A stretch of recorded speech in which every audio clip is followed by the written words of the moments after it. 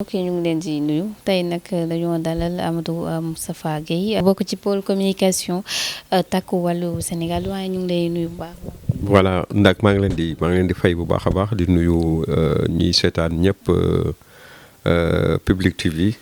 di nuyu seen borom kër aussi nga xam moom moo koy di nuyu seen techniciens yi aussi vraiment di am mbégte di leen recevoir fii ci sama kër quoi. waaw man de vraiment comme ni ma ko yàgg waxee boobaak léegi. xam naa ni daal nous sommes en face d'un régime particulier un régime boo xam ni oligarchique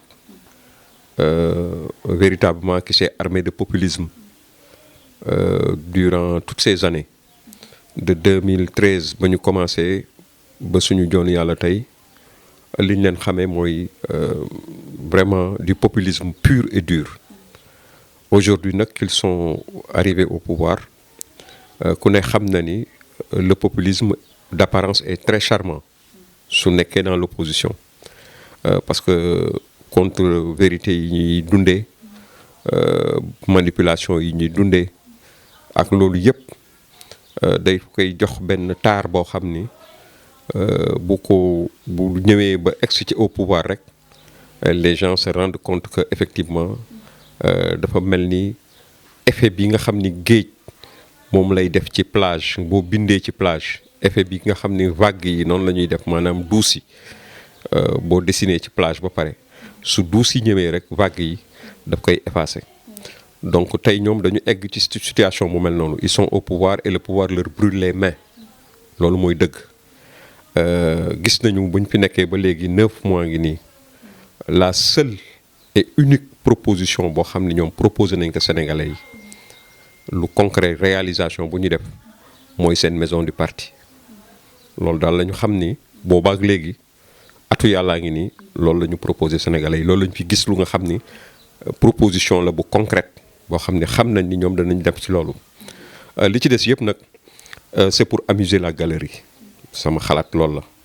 la c'est des gens yoo xam ni à chaque fois ils vivent de ça c'est un régime qui vit de ça événement bu ñëw ba jàll ñu indiwaat inventé waat beneen affaire ils avaient parlé de toutes sortes de choses fii wax nañ fi ba wax fii ni gis nañu compte boo xam ne am na 1000 milliards alors que ñoom ñi ngi soxla rek lu gën a néew loolu pour mën a dépanner wu pour mën a doxal dëkk bi nga xam ni dafa lépp a taggatémbe dëkk bi lépp ni képp taxaw fépp a wow koŋ ñëpp Sénégalais yëpp remarqué loolu donc wax jooju teg nañ ko de côté waxoon nañ fi leneen ak leneen bu ñu fi nekkoon di ko fàttali sax yi ñu fi wax yëpp mën nañ fi toog ba suba te xam naa ne jot mayewu ko donc li ma bëgg wax rek mooy encore lii li ñu koy jàppe mooy une nouvelle trouvaille de cette oligarchie au pouvoir de l'État parti Pastef aujourd'hui je pense que nag bu ñu jógee ci lii aussi il faut s'attendre à autre chose moo tax may wax nit ñi naan il faudrait pas que nous endorment. C'est une stratégie pour endormir les Sénégalais, pour les divertir par rapport à l'essentiel. Et l'essentiel, xam nañu mooy lan mooy promesse yi nga xam ni waxoon nañ ko ni danañ ko def ñu tenir promesse yooyu. Donc ñun li ñu war a def mooy insister nit ñi dañu war a concentrer wu ci xam nañ ni ce régime a déjà échoué moom c'est absolument clair qu'ils ont échoué mënuñu duñu dem. léegi nag les patriotes sincères sénégalais toute obédience confondue doivent se concentrer aujourd'hui pour trouver une alternative à l'état parti au parti État Pastef parce que cet État parti Pastef sa disparition est dans le temps c'est actuellement ils sont dans l'implosion ils sont dans un début d'implosion li commencé li am nii tey feeñ na xam nga régime bu ñu daan wax régime naan régime bi voilà je reprends les mêmes termes que votre patronne Aïssatou Diop Fall keroog dégg naa ko mu waxtaan ak benn invité am ñuy wax ba ni li ñu daan tàmm di gis mooy régime boo xam ni dafa def 2 mandats di jéem a yootu 3e mandat ak yu demee noonu mu am ay grabuge ay nit ñi taxaw di kaas wala di tëb di dal et cetera mais ñi nga xam ne dafa 1 an lañ fi defagum wala 1 an yi sax matagul tey foo tourné ñu naan dëkk baa ngi tàkk wala Kaolack a ngay tàkk Diourbel a ngay tàkk Kolda ngay tàkk Ziguinchor a ngay tàkk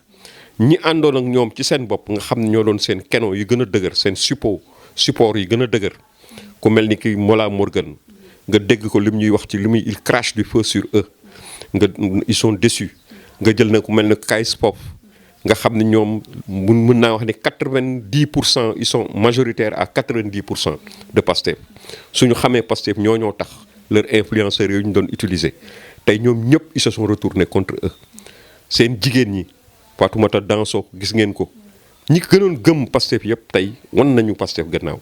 bërki dem bu dégg ngeen crise interne bi nga xam ni un même parti est en train de naître sur les flancs de Pastef mooy le mouvement ou le parti de comment il s'appelle Tahirou Sarr dégg bërki dem bu dégg ngeen le directeur de la caisse de consignation et de dépôt Falilou Keita réflexion yi mu génnee loolu yëpp c'est des signes qui montrent effectivement que Pastef va droit vers l'implosion mais maintenant il leur faut amuser la galerie et pour amuser la galerie il faut que ñu indi ay waxu seen wax yooyu nga xam ne mooy ay tribunaux kii ay xam nga ku fekk Farba Ngom parce que les gens ils parlent de Farba Ngom je ne sais man communiqué bi ma njëkk a gis moom dafa leer ni fake la parce que li tax ma jàpp ni fake la mooy lu mel noonu buy jóge ci procureur xanaa dina am date mais dañu ni Dakar la amul date niñ ko bindee aussi et tout ça xam nga ak bés bi nga xam ne moom lañ ko génnee muy dimanche vraiment ñun xamuñu woon liggéeyu dimanche Sénégal xëy na nag ñoom ñoo ko bëgg indi ci seen rupture la bokk mais li wóor te wér mooy quelque temps après bi ko nit ñi gisee loolu ba commencé di ci reetaan les gens en ont rigolé ils ont rectifié pour gën ko mën a jox crédit kayit boobu mais génne ci turu Farba Ngom donc y a des gens une certaine opinion qui pense que Farba Ngom est le principal ciblé voilà mais ñun loolu bu amee aussi sénégalais yi yaakaar naa ni dofuñu parce que Farba Ngom n'a jamais travaillé pour l'État du Sénégal il n'a pas du fonctionnaire géré wul alalu Sénégal géré wul leneen il a toujours été dans l'informel dans le courtage di liggéey ak ay nit et dont même Sonko parce que moom wax na ni Sonko seq nañu lu mel noonu ay courtage ak ay terrains yu ñuy jaay donc loolu vraiment du lu nga xam ni war nañu mën a indil jafe-jafe d'autant plus que nag ñu dund campagne électorale bi on a vu et entendu Ousmane Sonko menacer Farba Ngom déjà loolu bu amee xanaa de ñoom bokk sénégalais yi ñàkk fayda wala maanaam am lâcheté wu taxaw croiser les bras gis injustice bu mel noonu nit ñi taxaw croiser les bras parce que tamit kenn mësul gis lu mel noonu un premier ministre buy ñëw tête de liste ñëw ci dëkku jaambur menacé ko ni kii boo leen ko falee danañ ko jàpp ñëw taxawal dossier am taxawal léppam dal di ñëw taxaw quelque temps après ñu ñëw taxaw woo ko enquête ko pour téye ko loolu jaay doole moom mënul weesu loolu te yaakaar naa ni nag lu ëpp tuuru Farba Ngom c'est un camarade qui est dans notre parti et vraiment nous le défendrons les Sénégalais avec le peuple l'ensemble du peuple sénégalais nous le défendrons bec et ongle voilà su fekkee ni moom la ñu visé. Selon yow. Farba Ngom pourquoi à chaque fois. non parce que. nañ ko ci wàllum ay. simuler quelques hectares ñu pare ci foofu ñëwaat ci li nga xam ne moom mooy waaw mais xam nga ñoom li ñuy c'est des raisons politiques weesuwul loolu parce que Farba Ngom c'est quelqu'un bu nga xam ne à lui seul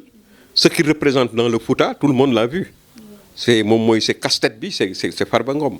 politiquement il est massif dans son patelin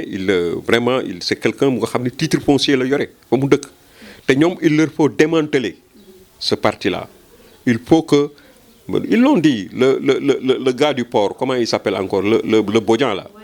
Waly Diouf Bodian il a été clair au début il a dit que ni ñoom ils ne peuvent pas cohabiter avec des opposants milliardaires ils ne peuvent pas se payer ce luxe et donc pour ñoom ñooñu il faut naka la suñ ko bu mënul cohabiter ak ñooñu lan la ñuy def c'est les éliminer donc ils sont dans cette logique mais ça ne passera pas parce qu'on est au Sénégal. Ça aurait pu passer ailleurs dans un autre pays mais ñoom bu ñu xamoon jàngoon sociologie Sénégal ba xam sénégalais ñooy kan danañu xam ne loolu ñuy jéem a def du wéy du dem ñoom benn alternative rek la ñu am la seule et unique alternative qu'ils ont mooy fexe ba liggéey ba sénégalais yi apprécier seen liggéey en dehors de ça s'ils continuent à dans cette lancée ils vont être balayés par les sénégalais kooku moom c'est absolument clair bale ba bu ñu amoon bale boobu contre eux lay wëlbatiku voilà. Et je pense que le président Diomaye nag il est temps pour qu'il assume ses responsabilités en tant que président de la République parce que il est le président de tous les Sénégalais parce que cette injustice-là manifeste et crasseuse qui est en train aujourd'hui de se produire dans ce pays vraiment loo xam ne la war na ci jóg nag taxaw wane boppam wane ni moom mooy njiitu réew mi parce que waxoon na ni nit koo xam ne amuloo dara loo ko jàppee moom du jàpp nit koo xam ne amul dara lu ñu ko jàppee Farba Ngom nit jàmburu yàlla la buy liggéeyam dans l'informel di géwél am ay géeram yu baax yàgg liggéey ak ay milliardaires yoo xam ne xam nañ leen liggéey ak moom Ousmane Sonko ci boppam wax na ko parce que Farba Ngom moo ko wax man waxuma ko et tout liggéey ak Amadou Ba liggéey ak keneen ak keneen ak keneen ay inspecteurs des impôts et tout donc il peut pas être un dindon de la farce il faut pas qu'il soit sacrifié à l'autel de la rancune politique quoi. Voilà ça ce serait inacceptable waaw mais day fekk bala ngay indi démenti day fekk ñu tudd la fi mu nekk nii y a que des supputations on a amul benn texte wala benn këyit bu ñu génnee nii Farba Ngom